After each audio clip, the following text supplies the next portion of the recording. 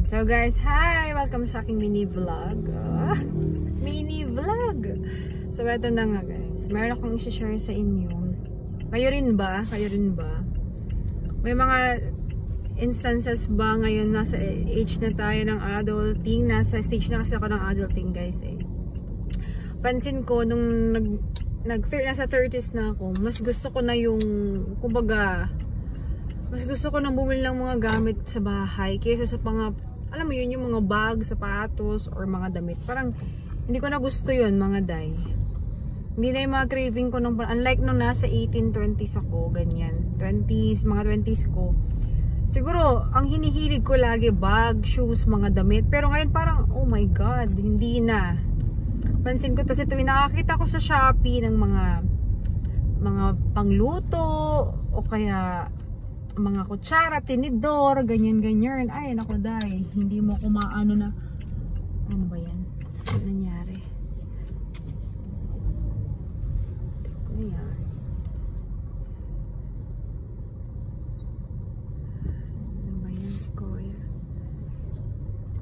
Kayo rin ba? Napansin nyo ba sa sarili nyo nasa 30s na rin kayo? Parang pansin nyo, ayaw nyo nang bumili ng mga bags. Hindi naman sa ayaw. Kumbaga, ang mas top priority na lang ninyo is bumili ng mga gamit sa bahay, gamit sa kung ano-ano para sa kwarto, ganyan. Alam niyo ba yun? Ako nung nasa 30s ko, doon ko na-realize na parang, bakit pa ako bibili ng mga ganitong gamit ko, ganyan-ganyan. Parang mas gusto ko na lang, mas kung magpipiliin ako kung bag, shoes, or mga damit, mas gugustuhin ko yung pang bahay. Kaya kung riregaluhan ako ng mga tao, ay gusto ko talaga pang bahay na talaga. Ewan ko. Pero andun ako sa stage ng life ko ngayon na parang hindi na importante sa akin yung mga material na gamit ng pang sarili ba? Pang sarili. Hindi naman. Kasi material na gamit pa rin naman yung mga pang bahay. Pero at least nagagamit. Or kaya food. Doon ako mas laging talagang, ewan ko, hindi ako marunong magtipid pagdating sa pagkain. Kahit walang-wala na akong pera, mas gugustuhin ko pa rin i-spend yung natitirang pera ko sa pagkain. Doon ako mas nagki-crave talaga sa mga food at saka sa mga pang gamit bahay, kusina, especially kusina dahil mahilig ko sa kusina.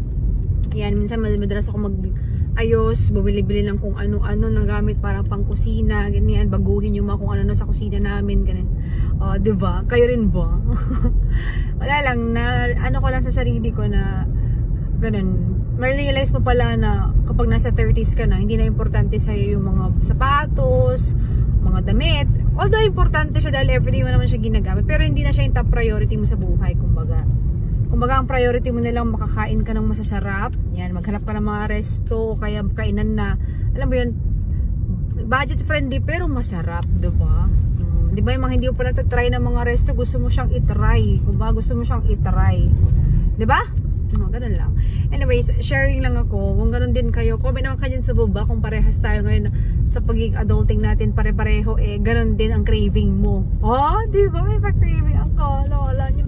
Anyways, guys, thank you for watching this video and I hope you like it. And sana manood kayo ng mga videos ko. Like and follow and then share yun na rin tong video if you are interested with my videos. Anyways, thank you. Have a nice day, everyone. Bye-bye!